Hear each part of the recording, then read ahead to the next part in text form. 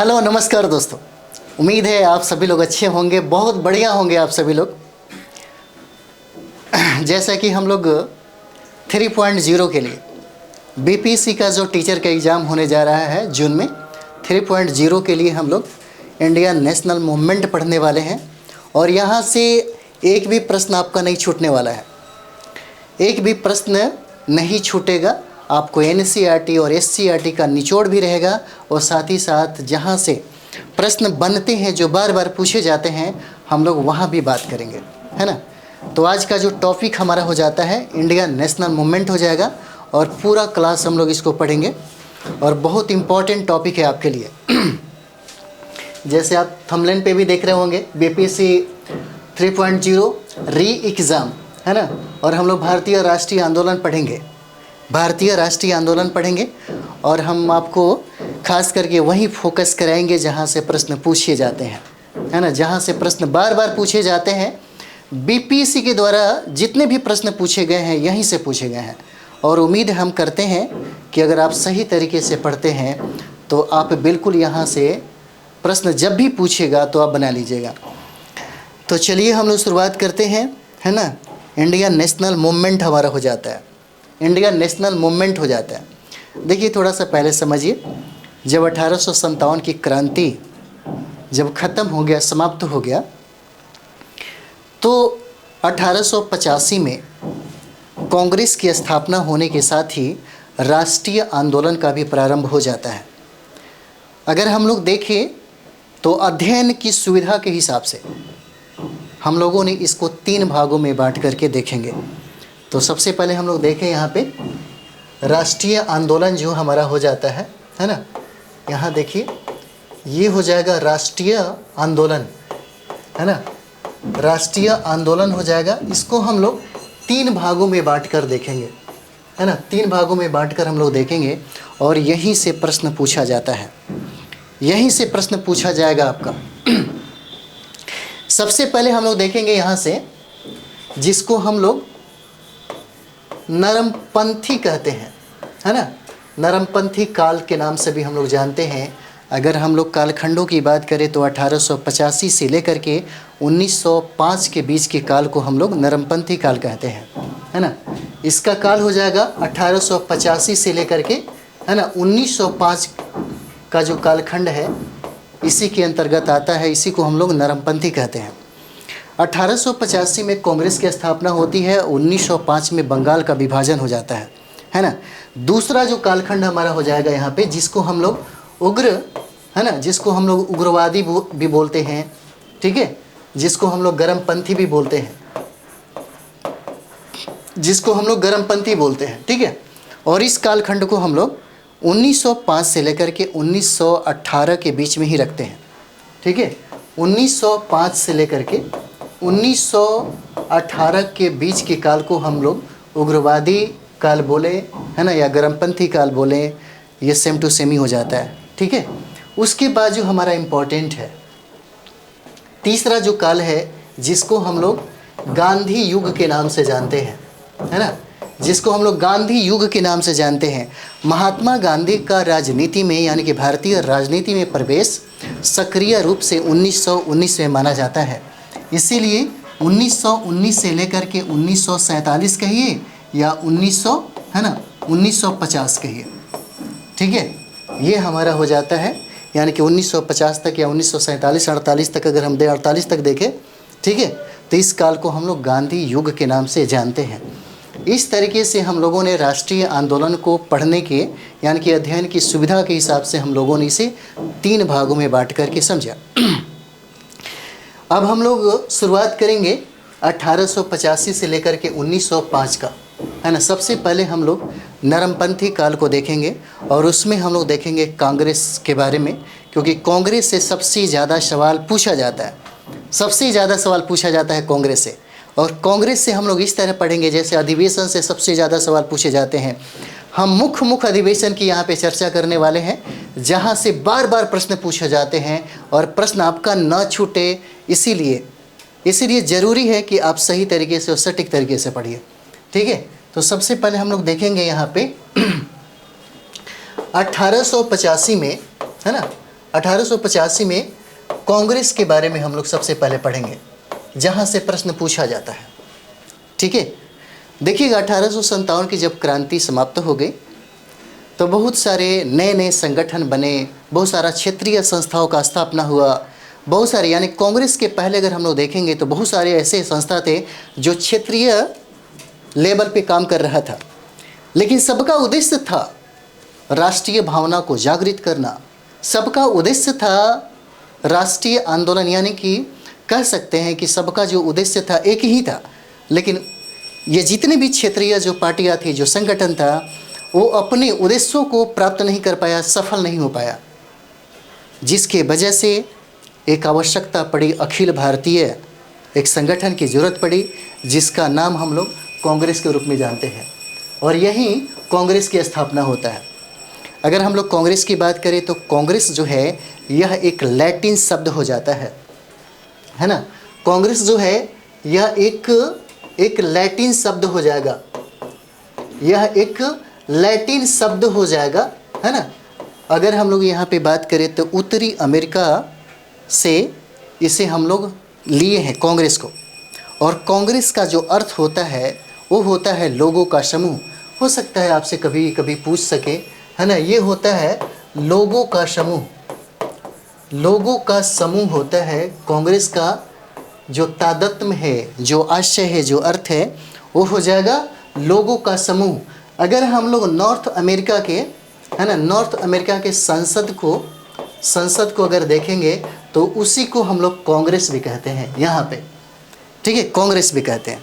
अब देखिए कांग्रेस की स्थापना, जिस तरह से एक बच्चे का जन्म होता है, कौन सा दिन है, कौन सा डेट है ना, किस टाइम में हुआ, दिन में या रात में, उस तरीके से कांग्रेस के बारे में भी सवाल पूछे जाते हैं आपसे।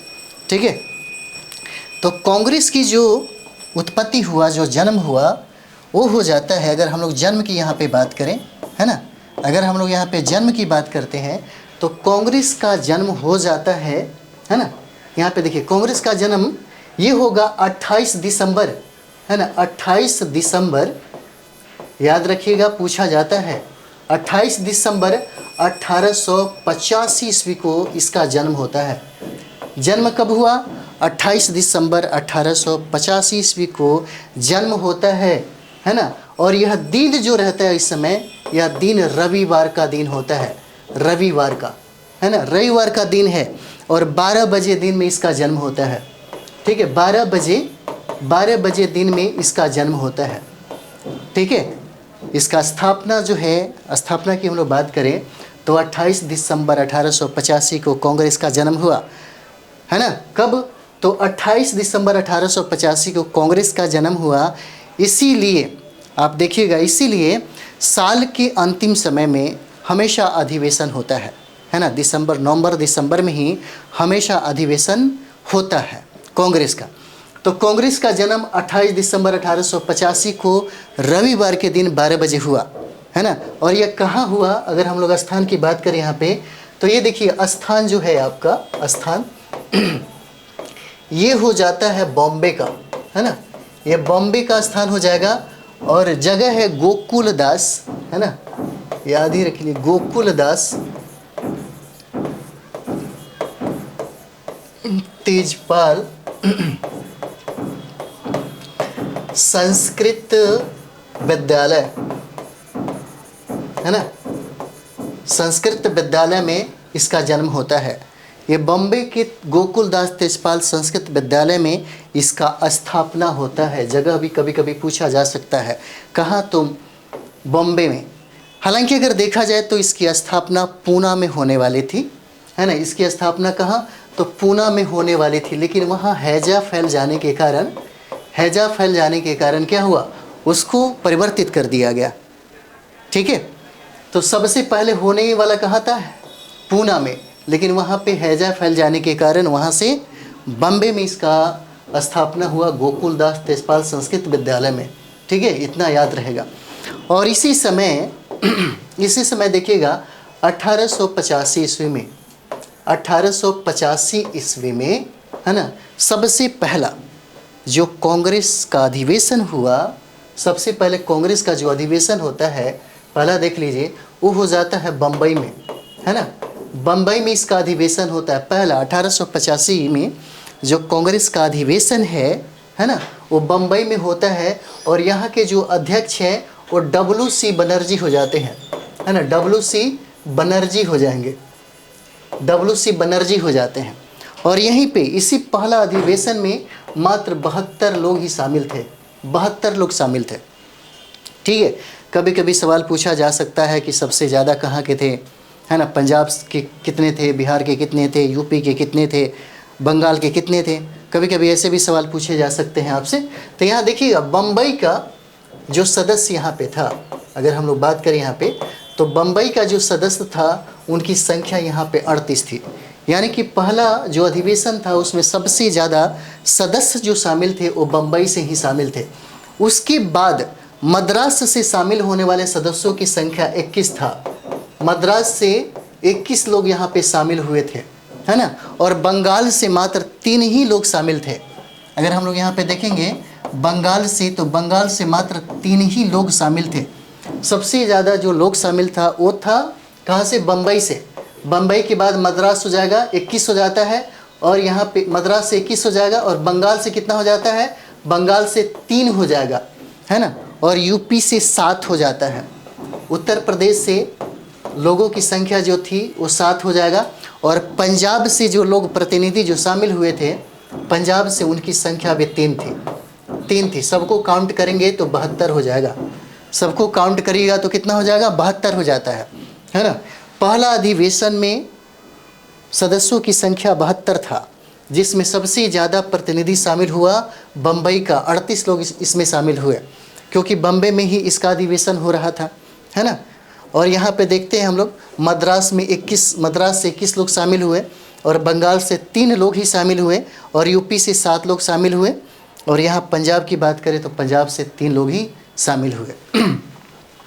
देखिए पहला अधिवेशन की अगर हम लोग बात करें तो पहला अधिवेशन में WC बनर्जी अध्यक्ष जब बने तो ये पहला हिंदू अध्यक्ष थे, है ना। पूछा जा सकता है पहला हिंदू अध्यक्ष हो जाते हैं, पहला हिंदू अध्यक्ष थे।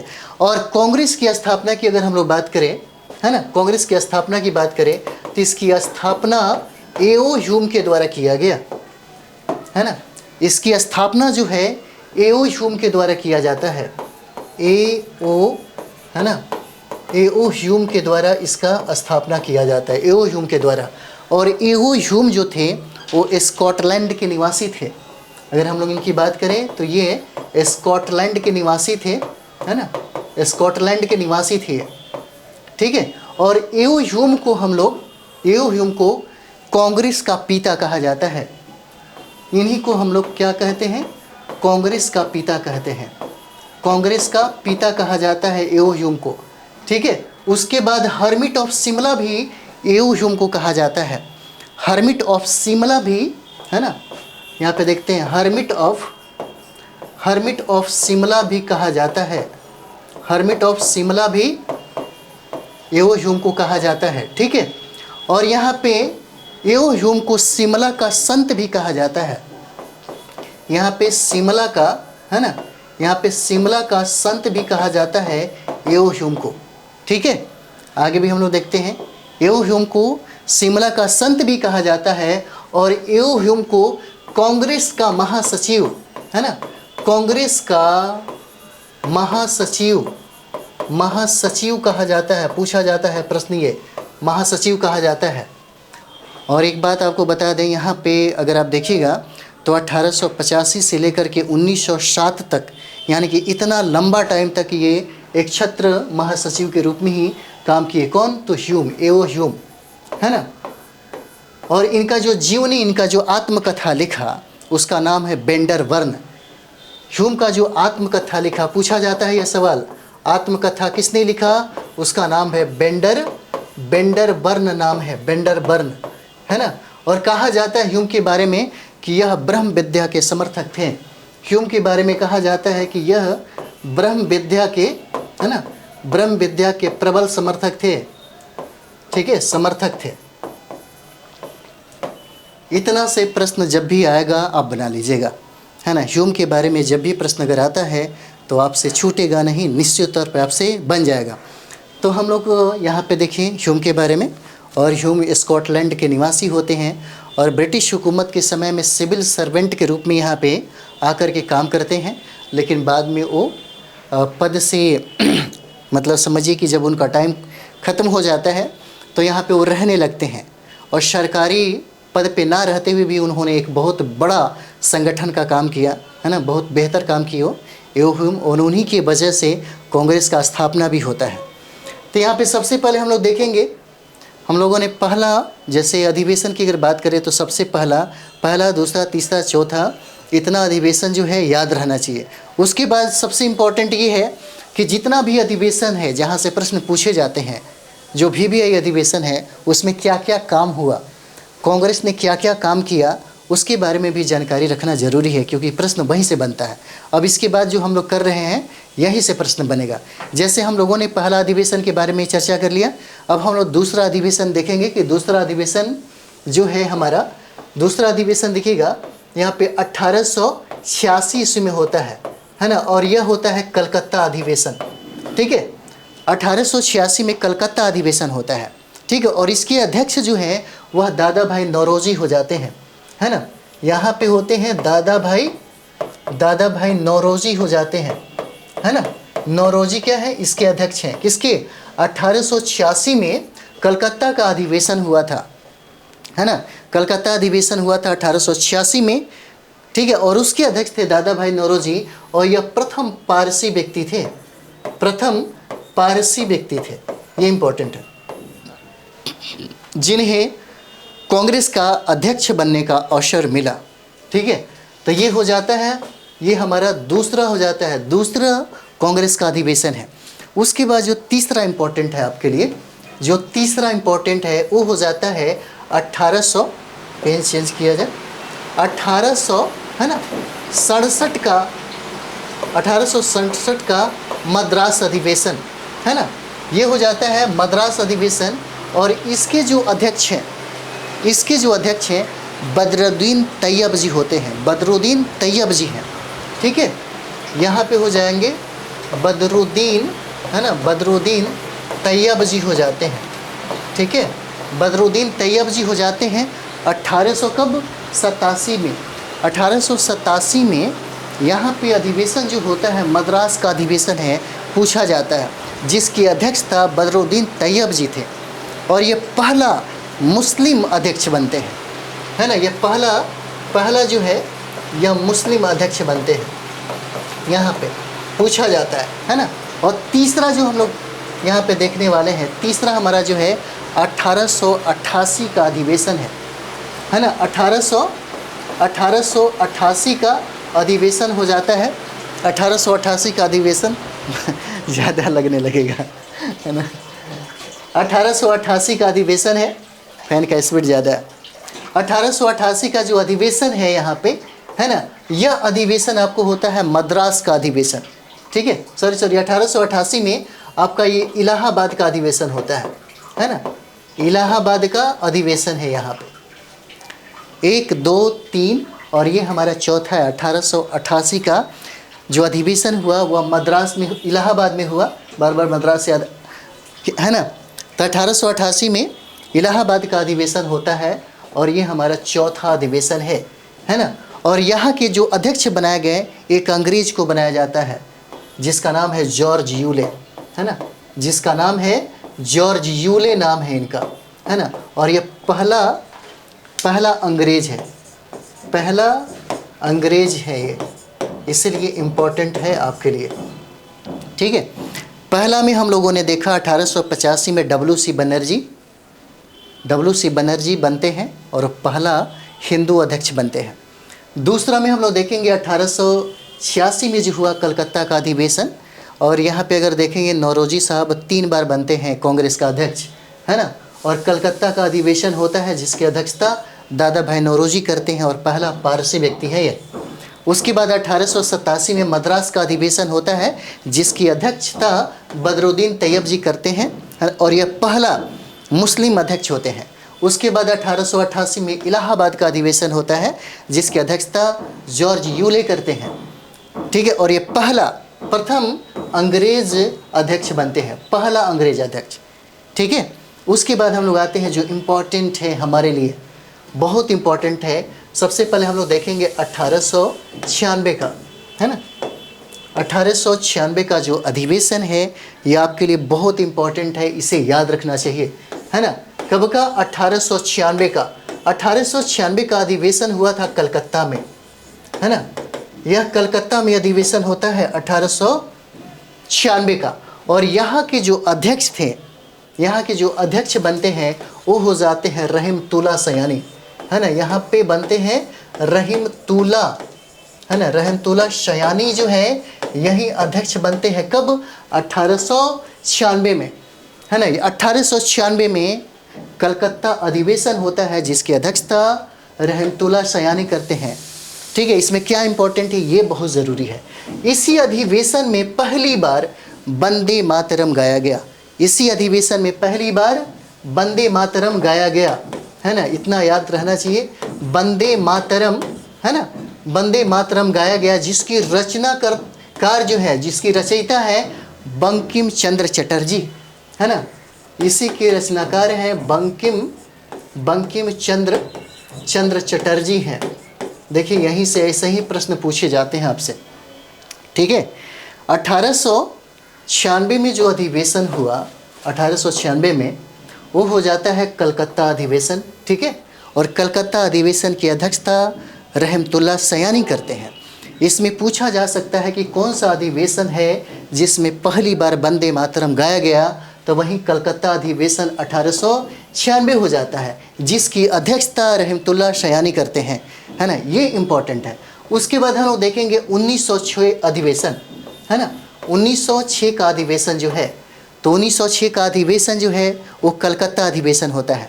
1906 में कलकत्ता का अधिवेशन होता है, याद रखिए बहुत इंपॉर्टेंट है ये वाला। कलकत्ता अधिवेशन होता है जिसकी अध्यक्षता दादा भाई नौरोजी करते हैं, है ना। जिसकी अध्यक्षता दादा भाई नौरोजी करते हैं यहाँ पे, ठीक है। दादा भाई नौरोजी करते हैं किसका? तो 1906 में जो कलकत्ता अधिवेशन हुआ उसकी अध्यक्षता दादा भाई नौरोजी किए। और सबसे पहले यहाँ पे काम क्या हुआ तो देखिएगा, कांग्रेस के मंच से सबसे पहले स्वराज की मांग रखी गई, है ना। कांग्रेस के मंच से ये इम्पोर्टेंट है आपके लिए, कांग्रेस के मंच से, है ना, स्वराज की मांग रखी गई सर्वप्रथम, है ना। स्वराज की मांग रखी गई, ये इम्पोर्टेंट है, ठीक है। ये जो है इम्पोर्टेंट बन जाता है। पूछा जा सकता है कि कांग्रेस के मंच से, है ना, किस अधिवेशन में दादा भाई नौरोजी ने स्वराज की मांग रखी थी, है ना। तो ये आपका हो जाएगा कलकत्ता अधिवेशन, और ये हो जाएगा 1906 का अधिवेशन, है ना। इसके पहले 1906 के पहले आप देखते हैं 1886 में दादा भाई नौरोजी कांग्रेस की अध्यक्षता करते हैं, है ना। उसके बाद हमारा जो इम्पोर्टेंट है, उसके बाद देखिएगा 1907 का जो अधिवेशन है ना। 1907 का जो अधिवेशन है जिसको हम लोग सूरत का अधिवेशन बोलते हैं, है ना। जिसकी अध्यक्षता रास बिहारी घोष ने किया था, है ना। जिसकी अध्यक्षता रास बिहारी घोष ने किया था, है ना। रास बिहारी घोष ने किया था। इसकी अध्यक्षता इन्होंने ही किया था, किसका? तो सूरत अधिवेशन का। और यहीं पे नरम और गरम दल दोनों का विभाजन हो गया। इस तरीके से कांग्रेस दो भागों में बढ़ जाती है ना। कहाँ पे? तो सूरत अधिवेशन में। यहाँ पे देखते हैं नरम दल और गरम दल क्या हो जाता है? विघटन हो जाता है यहाँ पे, है ना। यहाँ पे विघटन हो जाता है इन दोनों का। कब? तो यही 1907 का जो सूरत का अधिवेशन है, पूछा जाता है नरम दल और गरम दल का विघटन कब हो गया?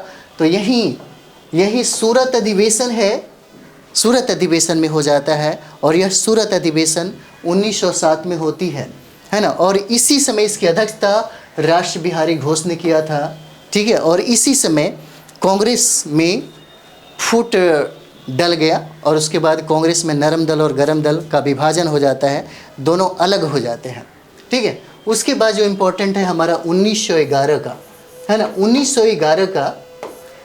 1911 का जो अधिवेशन है वो हो जाता है कलकत्ता का अधिवेशन। जितना भी अधिवेशन हम अभी काम करने वाले हैं बहुत VVI है, एक बार ज़रूर रिवीजन करिए, आपके एग्ज़ाम में यहाँ से प्रश्न नहीं छूटने वाला है। 1911 का जो अधिवेशन है वो हो जाता है कलकत्ता का अधिवेशन, है ना। कलकत्ता का अधिवेशन हो जाएगा कब? 1911 में कलकत्ता का अधिवेशन होता है, जिसकी अध्यक्षता, है ना, 1911 में जिसकी अध्यक्षता विष्णु नारायण धर करते हैं।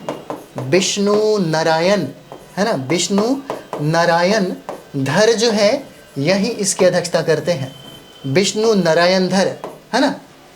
कलकत्ता अधिवेशन होता है कब? 1911 ईस्वी में, और 1911 ईस्वी में कलकत्ता का अधिवेशन होता है और यहीं पे विष्णु नारायण धर जो है इसकी अध्यक्षता करते हैं, और यहीं पे सबसे पहले जन गण मन गाया गया। इम्पोर्टेंट ये है, यहीं पे सबसे पहले जन गण, है ना, मन गाया गया, यहाँ पे ये गाया गया, और जिसका रचना रविंद्रनाथ टैगोर ने किया था, है ना। रविंद्रनाथ टैगोर के द्वारा किया जाता है, ठीक है। 1911 में कलकत्ता अधिवेशन होता है, जिसमें पूछा जा सकता है कि सबसे पहले कौन सा अधिवेशन है जहाँ पे जन गण मन गाया गया। और जन गण मन का जो रचना है रविन्द्रनाथ टैगोर के द्वारा किया जाता है, और यह सबसे पहले कांग्रेस के मन से जब गाया गया वह अधिवेशन कलकत्ता अधिवेशन था। और उस समय टाइम की बात करें तो 1911 में यह हुआ, है ना। 1911 में यह अधिवेशन होता है जहाँ पे सबसे पहले जन गण मन गाया गया, जिसकी अध्यक्षता विष्णु नारायण धर करते हैं। ये इंपॉर्टेंट है। उसके बाद जो बहुदिव्य आई है, खास करके बिहार के एग्ज़ाम देने वालों के लिए, जैसे बीपीएससी टीचर का एग्ज़ाम दे रहे हैं, या बीपीएससी सिविल सर्विस 70 का एग्ज़ाम दे रहे हैं, है ना, या सचिवालय का एग्ज़ाम है, या कोई भी बिहार से संबंधित जो भी है, बहुत इंपॉर्टेंट है और बार बार पूछा जाता है। 1912 का अधिवेशन, है ना, 1912 का जो अधिवेशन है, 1912 का अधिवेशन ये पूछा जाता है।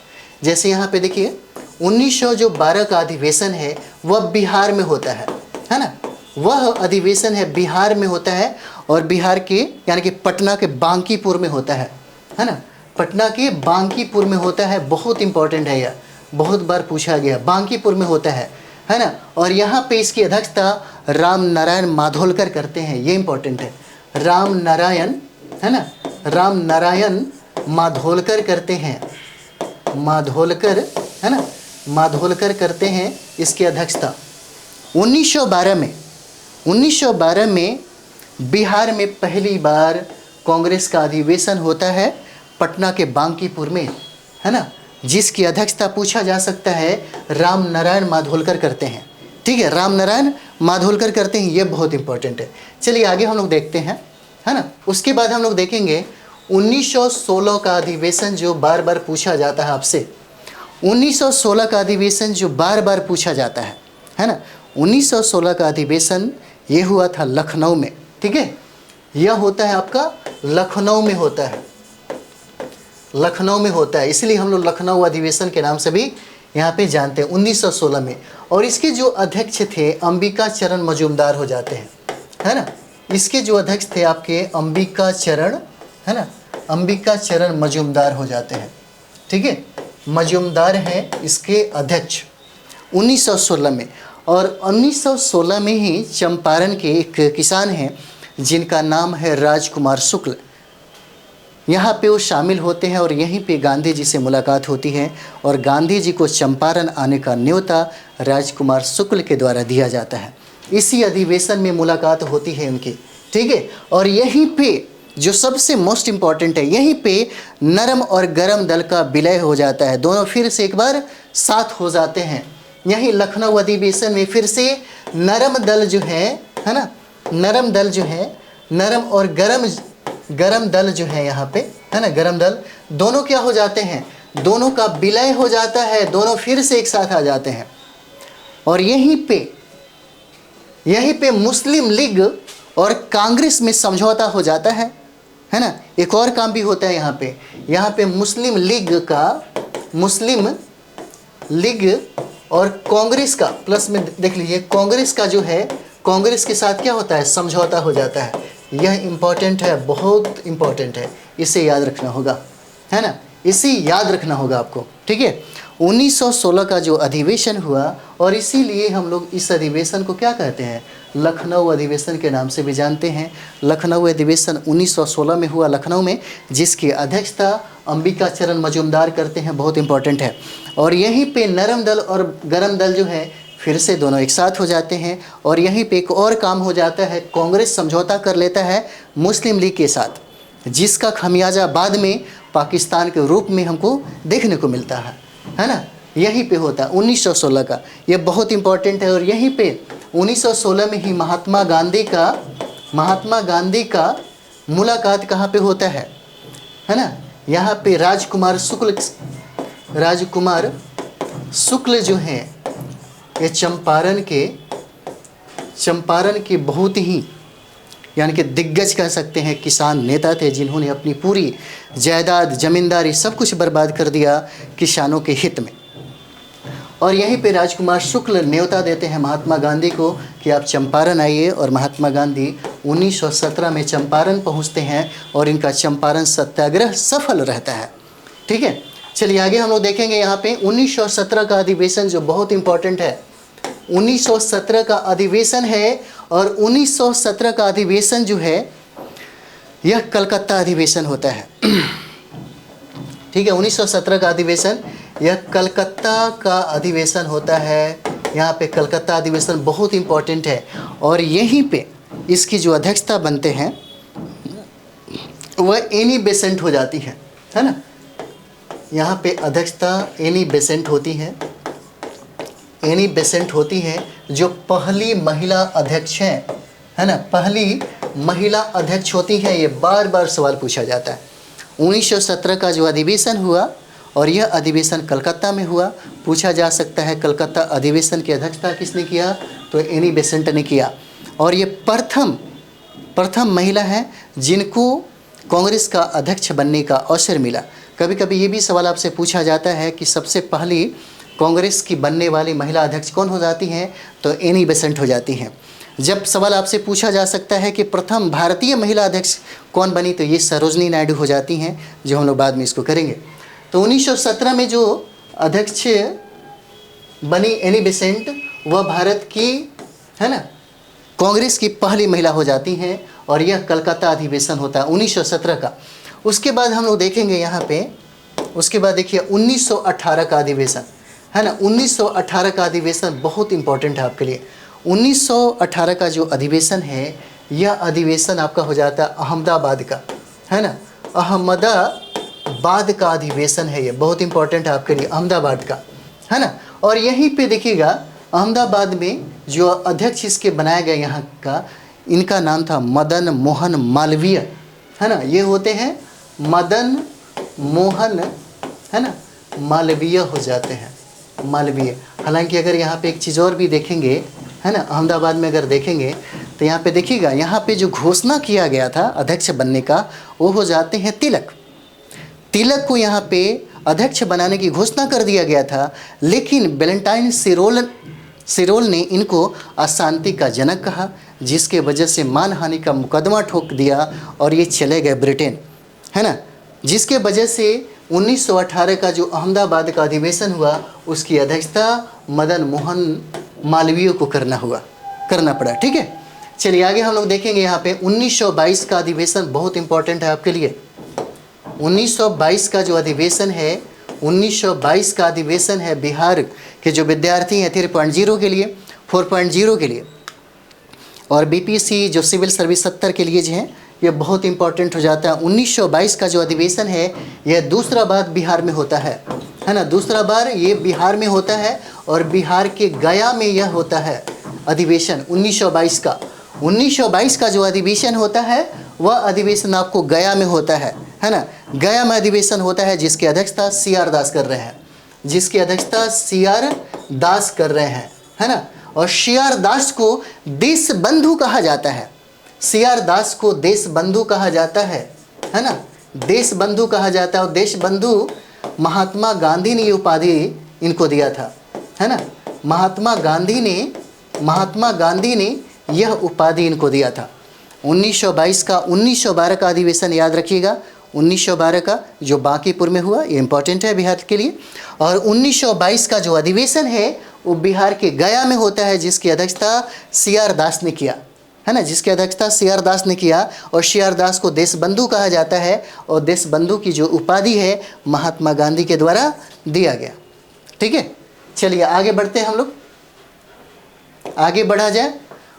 ये हो जाता है 1924 का, है ना।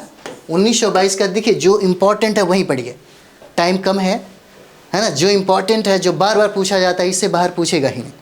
1924 का अधिवेशन इसलिए इम्पोर्टेंट है कि इसकी अध्यक्षता महात्मा गांधी किए हैं, है ना। 1924 का जो अधिवेशन है वह बेलगांव का अधिवेशन हो जाता है ना। क्या हो जाता है? बेलगांव का अधिवेशन, है ना, जिसकी अध्यक्षता महात्मा गांधी के द्वारा किया जाता है, महात्मा गांधी के द्वारा किया जाता है। ये इम्पोर्टेंट है, पूछा जा सकता है कि महात्मा गांधी ने कांग्रेस का कौन सा अधिवेशन की अध्यक्षता की, तो यही बेलगांव का अधिवेशन था। कब? तो 1924 में, है ना, 1924 में। उसके बाद 1925 का अधिवेशन आपके लिए बहुत इंपॉर्टेंट हो जाता है। 1925 का अधिवेशन की हम लोग बात करें तो यहाँ पे देखिएगा 1925 का जो अधिवेशन है वह कानपुर का अधिवेशन होता है ना। यह कानपुर का अधिवेशन 1925 में है और 1925 में कानपुर का अधिवेशन की अध्यक्षता सरोजनी नायडू के द्वारा किया जाता है, जो बहुत इंपॉर्टेंट है ना। यह सरोजनी नायडू के द्वारा किया जाता है ना। और ये कानपुर का अधिवेशन की अध्यक्षता करती हैं। यह प्रथम भारतीय महिला अध्यक्ष बनती हैं, है ना। प्रथम, बहुत इंपॉर्टेंट है, प्रथम भारतीय महिला अध्यक्ष बनने का अवसर इनको मिलता है। ठीक है, कब? तो 1925 में कानपुर का अधिवेशन होता है उसमें। लेकिन प्रथम कांग्रेस की महिला अध्यक्ष बनने का अवसर एनी बेसेंट को मिलता है, लेकिन प्रथम भारतीय महिला अध्यक्ष बनने का अवसर सरोजनी नायडू को 1925 में कानपुर के अधिवेशन में मिलता है। ये इंपॉर्टेंट है आपके लिए। ठीक है, तो 1925 का अधिवेशन हो जाएगा। ठीक है, देखिए ये सारे जो अधिवेशन है आपसे, जो 1924, 25 और ये सारे जो सवाल पूछे जा रहे हैं, यह बहुत इंपॉर्टेंट है। चलिए कुछ और भी अधिवेशन हम लोग देखते हैं, बहुत इंपॉर्टेंट है। एक हो जाता है 1926 का अधिवेशन, है ना।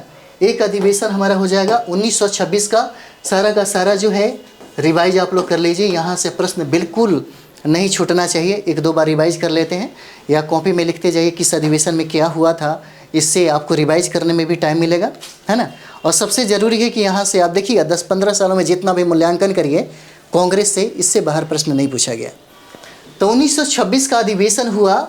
1926 का यह गुवाहाटी में होता है ना। 1926 में जो अधिवेशन हुआ वह आपका होता है गुवाहाटी में, गुवाहाटी का अधिवेशन, जिसकी अध्यक्षता श्रीनिवास अयंगर करते हैं, है ना।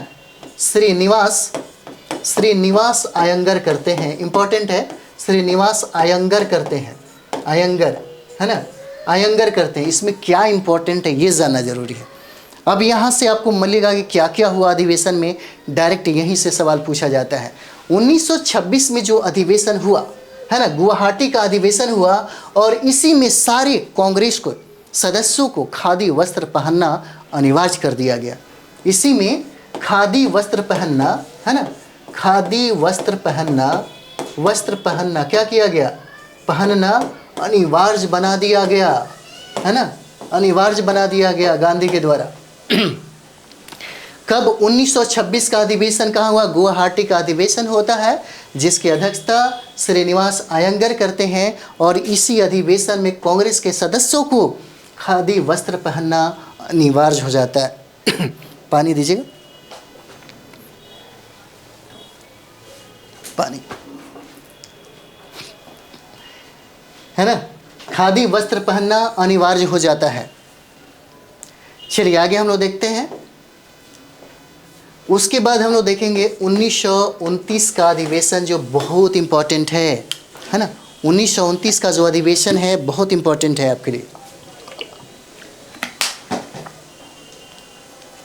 यहाँ पे हम लोग देखेंगे 1929 का जो अधिवेशन है वह लाहौर का अधिवेशन हो जाता है ना। यह लाहौर का अधिवेशन हो जाता है और लाहौर जो है आपको पता होगा रावी नदी के तट पे है ना। लाहौर अधिवेशन होता है और यहीं पे इसकी अध्यक्षता जवाहरलाल नेहरू के द्वारा किया जाता है। इसकी अध्यक्षता जवाहरलाल नेहरू के द्वारा किया जाता है। कब? 1929 में, है ना। 1929 का जो अधिवेशन है ये बहुत इंपॉर्टेंट है। यहाँ से क्या क्या सवाल बनेंगे वो भी देख लीजिए। 1929 का अधिवेशन लाहौर अधिवेशन कहलाता है और इसी लाहौर अधिवेशन की अध्यक्षता जवाहरलाल नेहरू के द्वारा किया जाता है। और इसी समय इसी अधिवेशन में पहली बार, है ना, पहली बार पूर्ण स्वराज का लक्ष्य रखा गया। पहली बार पूर्ण स्वराज का लक्ष्य रखा गया। इंपॉर्टेंट है, पूछा जा सकता है। पूर्ण स्वराज्य का लक्ष्य कब रखा गया, किस अधिवेशन में रखा गया, तो यही लाहौर अधिवेशन आपका हो जाता है ना। सबसे पहले और सबसे पहली बार इसी अधिवेशन में आपको यहाँ पे यानी कि राष्ट्रीय तिरंगा को अपनाया गया। यहीं पे सबसे पहले राष्ट्रीय जो तिरंगा है ना, राष्ट्रीय तिरंगा को क्या किया गया, को अपनाया गया, है ना। यहीं पे अपनाया गया सबसे पहले इसी जगह। उसके बाद यहीं पे आपका होता है, यहीं पे देखिएगा तो 26 जनवरी को, है ना, यहीं पे 26 जनवरी को स्वतंत्रता दिवस का मनाने का संकल्प लिया गया। ठीक है, स्वतंत्रता दिवस मनाने का संकल्प यहीं पे लिया गया। ठीक है,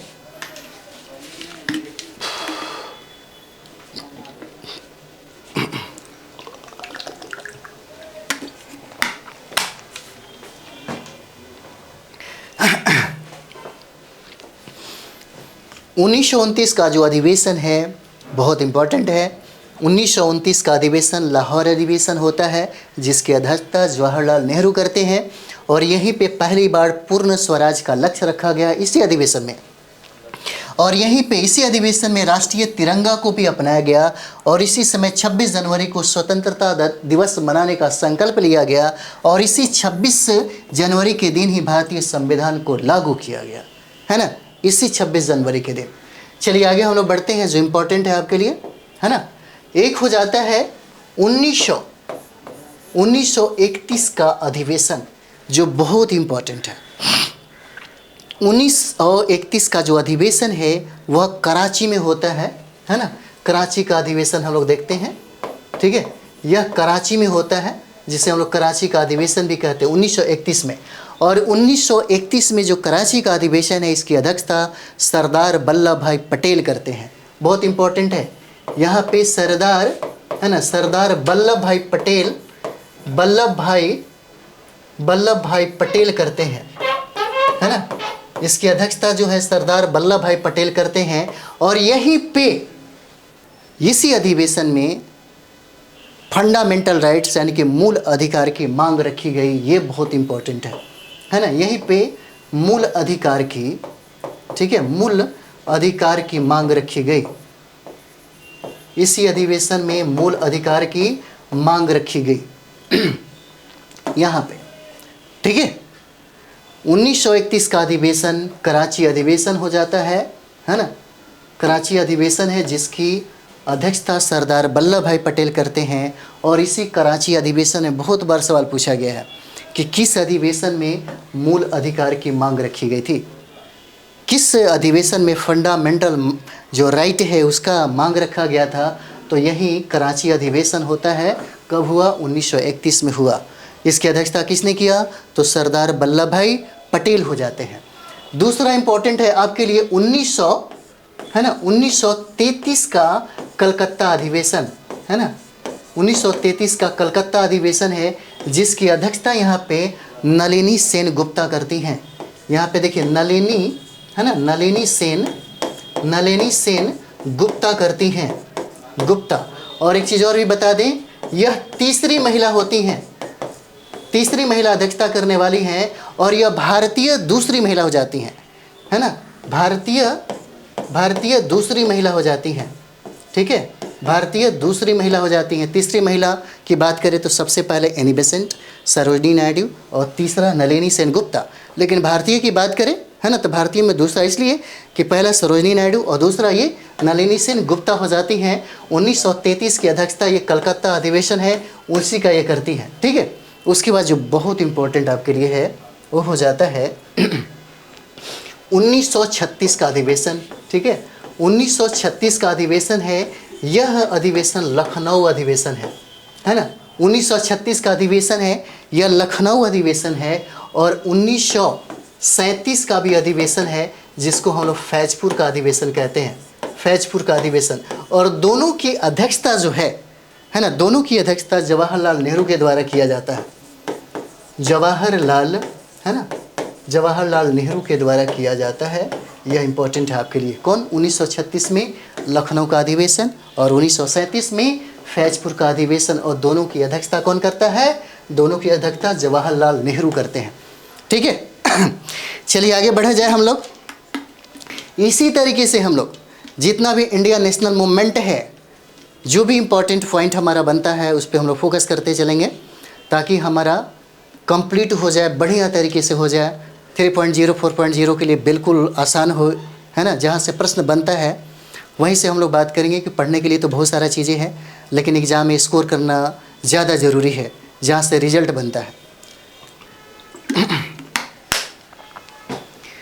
1937 हो गया। अब यहाँ पे देखेंगे हमारा जो इम्पोर्टेंट है ना, 1938 का अधिवेशन।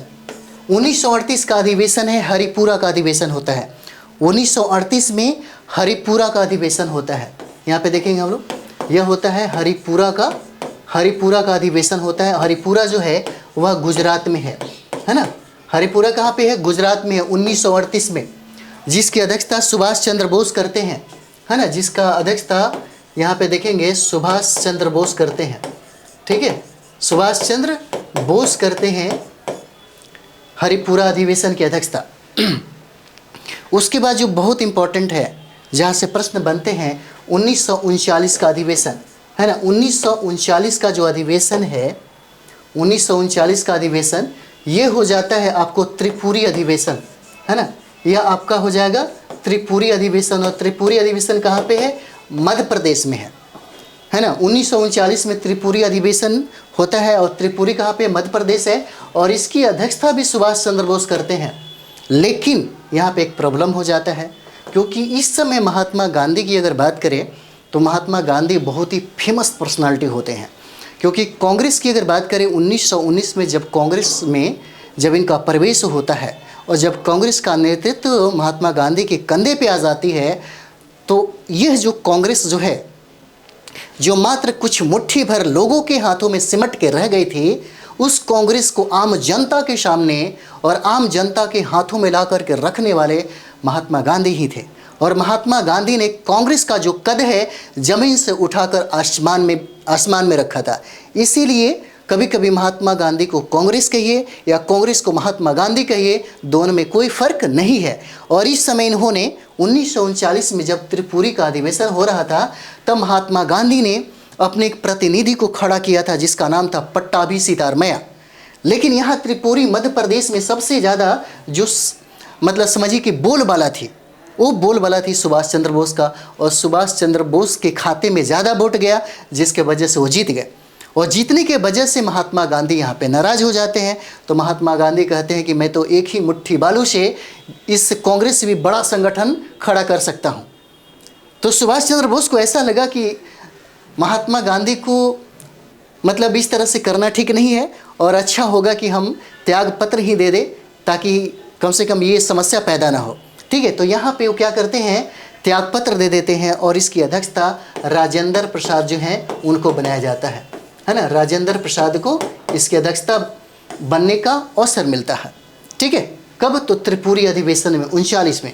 उसके बाद हम लोग देखते हैं यहाँ पे 1940 का जो अधिवेशन है ना। 1940 का ये देखिए, अगर हम लोग 40 का अधिवेशन देखें 1940 का, तो यहाँ पे देखिए रामगढ़ का अधिवेशन होता है 1940 में, है ना। यहाँ पे देखेंगे हम लोग रामगढ़ का अधिवेशन होता है। और ये रामगढ़ का अधिवेशन की बात करें तो ये हजारीबाग में है ना। हजारीबाग में होता है। और यहाँ पे जो अध्यक्ष बने उनका नाम है मौलाना अबुल कलाम, है ना। मौलाना अबुल कलाम आज़ाद हो जाते हैं। यहाँ से देखते हैं मौलाना अबुल कलाम आज़ाद हो जाते हैं। इनके बारे में थोड़ा सा जानिए। ये जो है सबसे कम उम्र के अध्यक्ष बनने का अवसर इनको मिलता है। सबसे कम उम्र के हैं, है ना। सबसे कम उम्र के, है ना, और सबसे अधिक समय तक अध्यक्ष यही बनते हैं।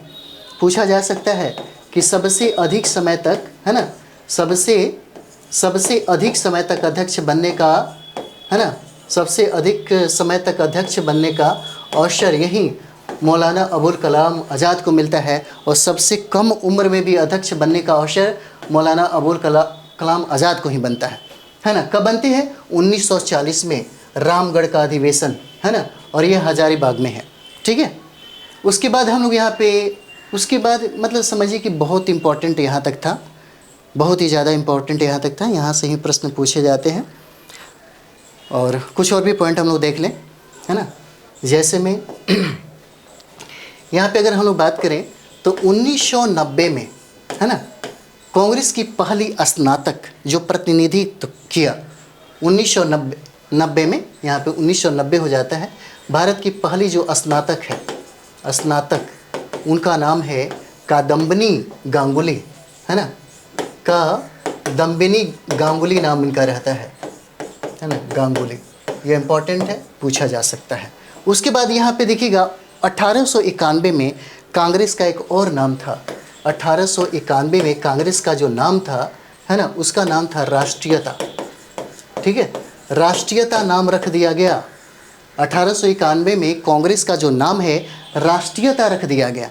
उसके बाद हम लोग देखेंगे यहाँ पे कि कांग्रेस का जो पूर्व नाम था, कांग्रेस का पूर्व जो नाम था वो था इंडियन नेशनल यूनियन, है ना। इसका नाम था इंडियन नेशनल यूनियन नाम था, यूनियन। पूछा जा सकता है कि कांग्रेस का पूर्व नाम क्या है ना, कांग्रेस का पूर्व नाम क्या हो जाता है ना। कांग्रेस का पूर्व नाम है, ये पूर्व नाम क्या है? तो इंडियन नेशनल यूनियन हो जाता है। ठीक है। तो हम लोग थोड़ा सा और भी बाकी है ना। तो हम लोग नेक्स्ट वीडियो मिलते हैं, और ये लगातार हम लोग सीरीज में करते रहेंगे। इंडियन नेशनल मूवमेंट जो है, जो 3 भागों में हम लोगों ने बांटा, बहुत सारा इसमें आपके टॉपिक मिलेंगे जिसको हम लोग एग्ज़ाम के व्यू से ही स्टडी करेंगे। ठीक है। तो मिलते हैं हम लोग नेक्स्ट वीडियो में। थैंक यू वेरी मच आप सभी लोगों को।